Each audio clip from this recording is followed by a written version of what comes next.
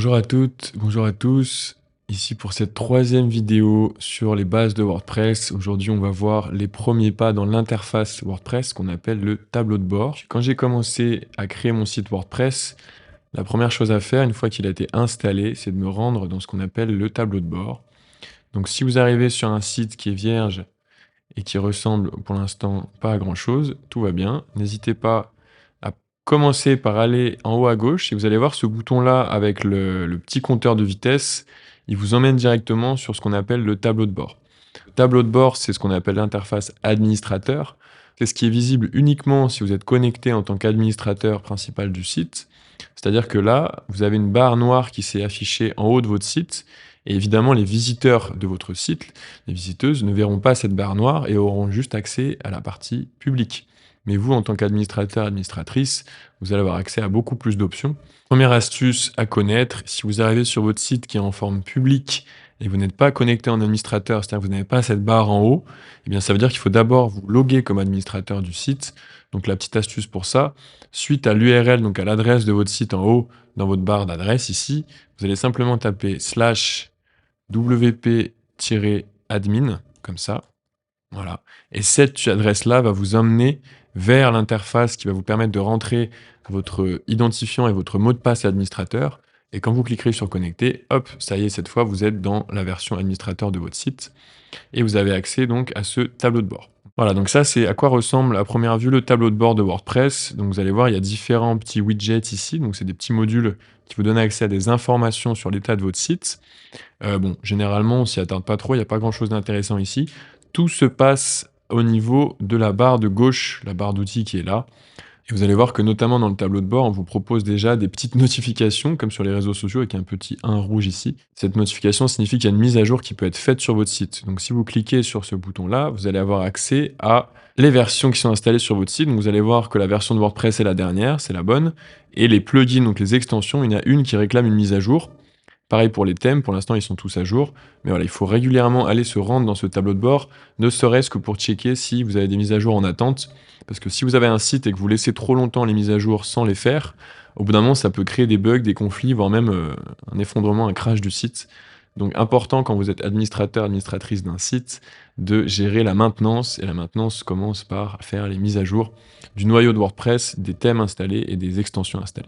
Si vous voulez vérifier où vous en êtes de WordPress, vous avez ce petit bouton là, W et le logo WordPress en haut à gauche. Donc si vous allez dessus, il va vous mettre bien en gros quelle est la version qui est active sur votre site. Si vous voulez de la documentation, vous allez avoir des infos ici sur les nouveautés, qu'est-ce qui se passe du côté de WordPress.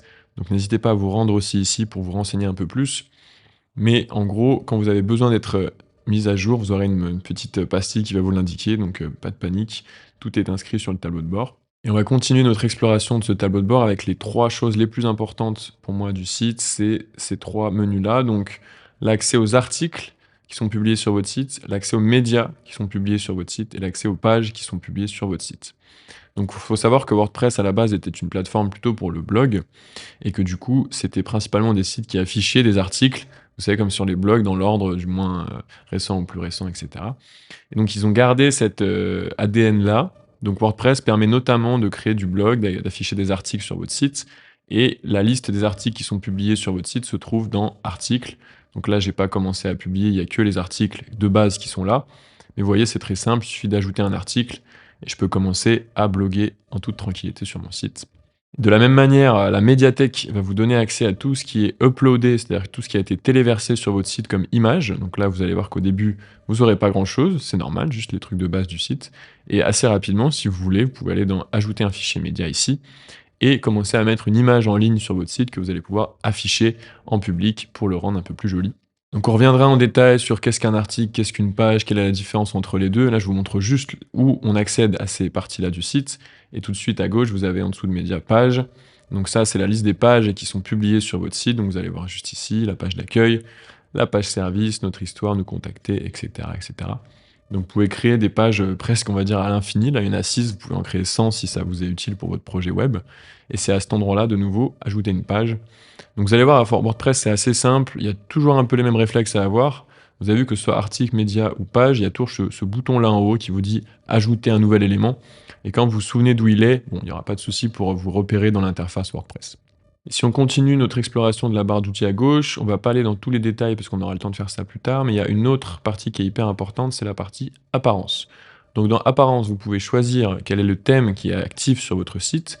Donc on fera une vidéo exprès sur qu'est-ce qu'un thème, comment installer un thème, mais en gros ça va définir l'apparence visuelle de votre site, donc c'est quand même très important. Dans apparence, vous avez aussi ici la gestion des menus. Donc ça, pareil, ça va faire l'objet d'une vidéo en détail. En gros, si vous voulez toucher à votre menu et agir sur votre menu ou créer des nouveaux menus, il va falloir vous rendre ici dans cette interface de gestion de menu et vous allez voir que vous allez pouvoir ajouter des pages, créer un nouveau menu, voir l'emplacement où le menu sera affiché, mais tout ça, on le verra en détail ensemble, donc ne vous inquiétez pas, on aura le temps d'y revenir. Toujours dans la barre de gauche, vous avez aussi les extensions. Donc ça, c'est ce qu'on appelle en anglais plugins. Donc là, j'en ai installé quelques-uns pour le début de la formation. En gros, c'est des endroits où vous allez pouvoir avoir un catalogue de plugins quasiment illimité aussi. Vous allez pouvoir en installer et puis petit à petit augmenter les fonctions de votre site, améliorer votre site grâce à ces petits plugins.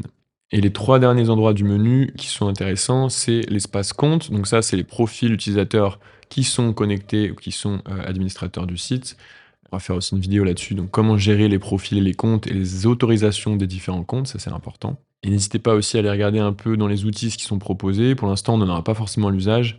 Par contre, l'onglet réglages, pareil, hyper important. Dans les réglages, vous allez avoir accès au titre de votre site, au slogan, donc ce qui va s'afficher juste en dessous, l'icône qui va être affichée en lien avec votre site, l'URL du site, l'email de l'administrateur.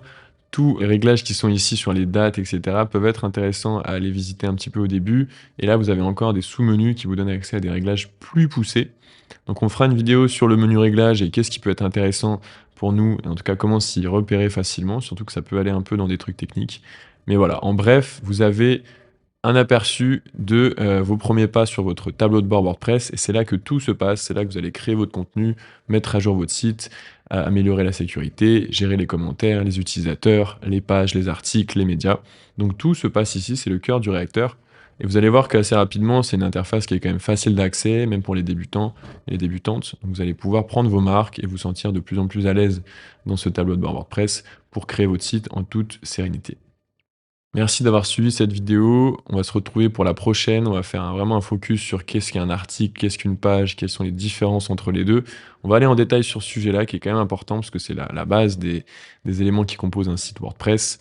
Donc d'ici là, n'hésitez pas à vous promener dans votre interface utilisateur-administrateur. N'oubliez pas non plus de visiter notre site utips.com. Vous avez des astuces, vous avez des formations.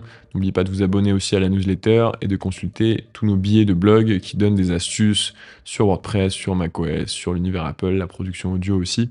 Et si vous voulez vous former plus en détail à WordPress, on a une formation qui est tous les 2 mois en 2025, qui va se passer soit à distance, soit à Grenoble, et qui vous donne vraiment un suivi personnalisé, une approche très complète, approfondie pour votre création de site web, et vous ressortez avec un site vraiment qui vous ressemble et qui vous plaît idéalement le plus possible. À bientôt sur la chaîne utips.com, on se dit à vendredi prochain pour le prochain tutoriel.